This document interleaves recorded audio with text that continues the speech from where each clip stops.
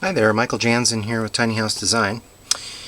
So when I was making this book, Tiny House Floor Plans, I first came up with all the little component parts, and that allowed me to draw a bunch of similar tiny house plans. And so the other day I thought, I was on a podcast, and I shared an idea, which was, someone ought to come up with a little print and cut worksheet that has all the parts in it that you might need, and make it available. And so I took all those parts from the book and I put them into a document and made a PDF out of it, and you can download it for free at tinyhousedesign.com. And what you get is I'm not exactly sure how many pages is it, and it'll probably grow over time. Like for instance, as I've been playing with it, I now know I want to add. See, I made some pre-configured bathrooms. I'm going to make some pre-configured kitchens too, because the kitchen parts are really hard. These kitchen parts are really hard to work with, so I'm going to make something like that for kitchens. But anyway, so then what you do, so you print it out, and I had it printed at Kinko's FedEx on 110-pound cardstock, and that works really nice.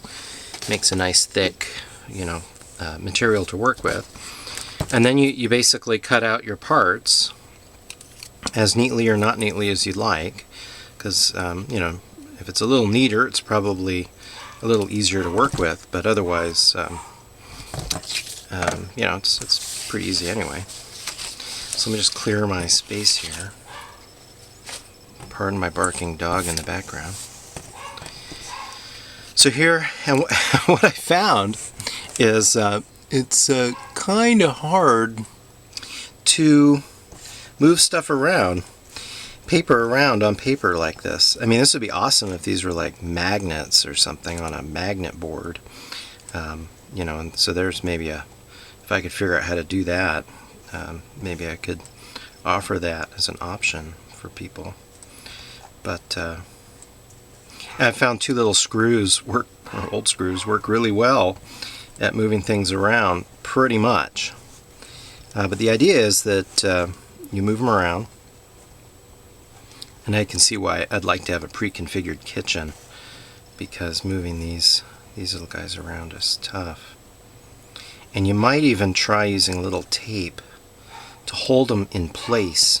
Once you get something like the bathroom in place, that you want to keep in that spot.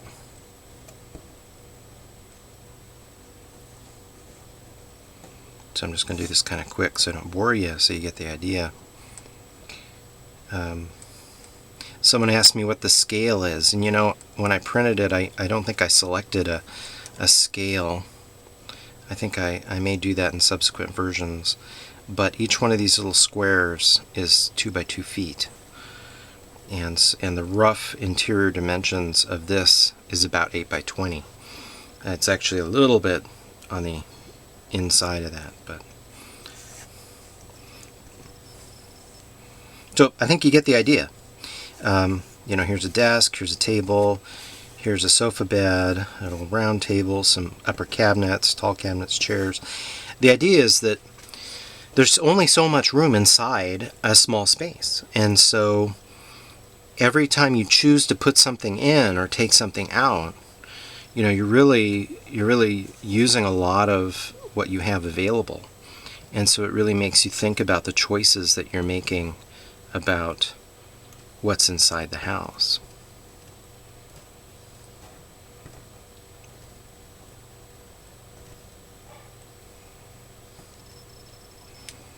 So have at it. Have fun. Go to tinyhousedesign.com, download the print and cut worksheet. Feel free to buy a copy of the book. This week I happen to be running a sale on the ebook version, half off, with a discount code. The discount code is half off book. So when you check out, put that in the discount code field, click update cart, and it'll give you the discounted price, which is just, it's like $7.50 or something like that. I forget exactly how much. It's a little less than $8 for the download. But this is free. The Tiny House Floor Plans Print and Cut Worksheet. Absolutely free download. Print it yourself on your own printer. Print it at Kinko's. It probably works better to use cardstock, but by all means not necessary. And that's it. Thanks for watching.